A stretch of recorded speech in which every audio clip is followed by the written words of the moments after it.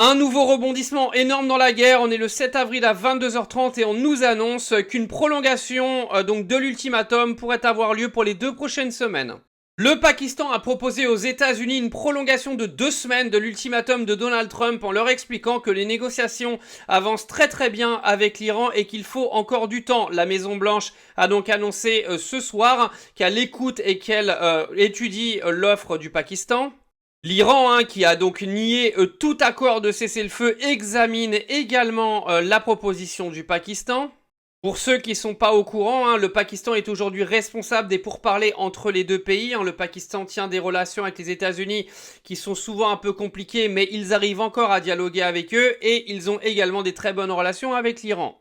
Un haut responsable iranien a expliqué que l'Iran était prêt quoi qu'il arrive à la paix ou à la guerre, mais de toute façon elle est prête à n'importe quel scénario.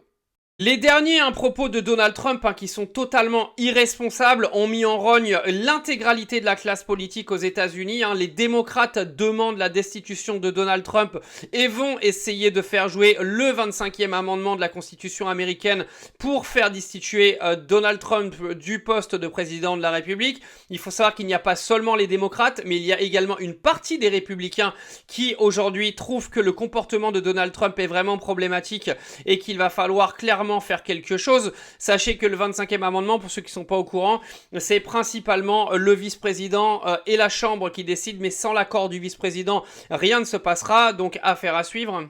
Mais en tout cas, on se retrouve encore dans un scénario qu'on avait déjà tous anticipé, c'est-à-dire un ultimatum encore plus puissant que la dernière fois, avec encore une fois un résultat qui va être le même. L'ultimatum va être repoussé jusqu'à temps qu'on ait des discussions pour un cessez-le-feu permanent et une fin de guerre. Ça va se jouer à l'intox comme ça du début à la fin. Il faut savoir que l'Iran aujourd'hui a mobilisé une énorme partie de sa population pour aller faire des sortes de barrages humains aux centrales énergétiques et également aux ponts qui sont visés par les États-Unis et Israël. Au passage, Israël qui est en train de pousser les États-Unis à ne plus prolonger de cessez-le-feu. Donc c'est vraiment Israël qui pousse les États-Unis à aller défoncer l'Iran. Ils savent très bien qu'ils n'y arrivent pas tout seuls, donc ils sont obligés de trouver leur chien-chien pour faire le travail à leur place. Alors, affaire à suivre. En tout cas, pour le reste de l'information, je vous tiendrai au courant demain matin, moi, quand je me lève, parce que là, il est 22h30, papy, il va aller au dodo, il peut pas vous tenir au jus toute la nuit. Il faut savoir que la deadline de Donald Trump sur son ultimatum est, je crois, fixée chez nous à 2h ou 3h du matin, je sais plus exactement, vous m'excuserez, mais je serai en train de dormir avec mes chiens à cette heure-là.